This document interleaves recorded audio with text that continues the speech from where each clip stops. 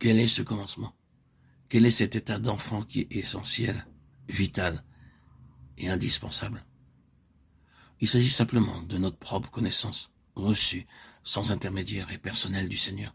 Absolument rien d'autre ne compte pour le Seigneur, et nous pouvons assez justement mettre tout le reste de côté. Cela a pu être une longue suite d'histoires dans le monde du péché et d'apostasie, d'indifférence ou d'hostilité à l'égard de Dieu, ou notez-le, une vie longue d'étroite collaboration avec les choses de Dieu, soit en y étant nés, soit plus tard, en intégrant un foyer chrétien où nous étions entourés par toutes les choses de Dieu. Beaucoup d'enseignements, de vérités, beaucoup de choses en lien avec le Seigneur. Nous étions au milieu de tout cela. Et d'une certaine manière, nous en faisions partie.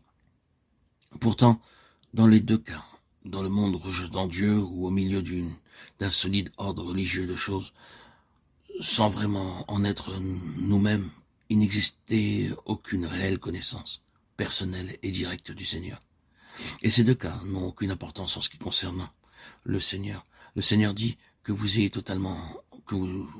été totalement au dehors et opposé ou indifférent, ou qu'en raison de votre vie ici sur terre, vous ayez été physiquement au milieu de choses qui me concernaient, mais sans expérimenter une connaissance personnelle de moi-même, cela ne compte pas.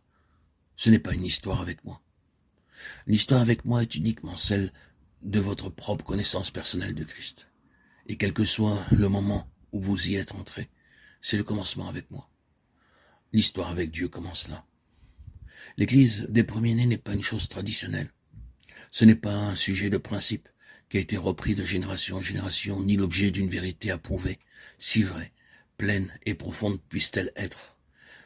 Les générations suivantes ne deviennent pas l'Église des premiers-nés grâce à leur acceptation des vérités que possédait leur père, des vérités dans lesquelles elles ont été introduites, peut-être par leur naissance naturelle et avec lesquelles elles ont été associées en raison de leur relation familiale.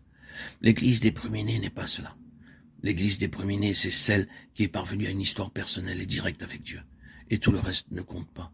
Si vous êtes véritablement né de nouveau, il vous est possible de parvenir dans un temps très court à une connaissance très réelle du Seigneur. Mais si nous apportons ou essayons de continuer quelque chose ou adoptons un élément qui ne provient pas de notre marche personnelle avec le Seigneur, nous compliquons toute la situation.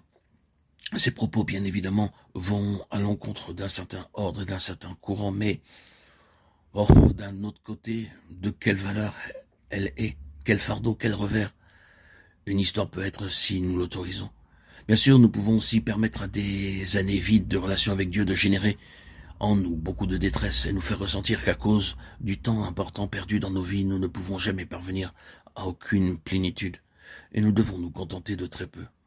Or, ceci est vraiment une mauvaise attitude et ce n'est pas celle que le Seigneur prend. Le Seigneur peut nous conduire à une grande mesure de la plénitude de Christ dans ce que nous pourrions appeler un temps relativement court, pourvu que nous adoptions son attitude à l'égard de toute autre histoire. Elle prend fin avec la croix du Seigneur Jésus, et l'histoire spirituelle commence dans une union avec lui dans sa résurrection. Cela donne à Dieu une voie dégagée. Puis encore dans d'autres cas, ô combien de fois l'éducation religieuse a été un obstacle. Grandir dans une atmosphère fébrile de choses spirituelles n'aide pas toujours. Remerciez Dieu pour toute chose potentiellement utile une fois que nous sommes sur le bon chemin et dans la bonne position.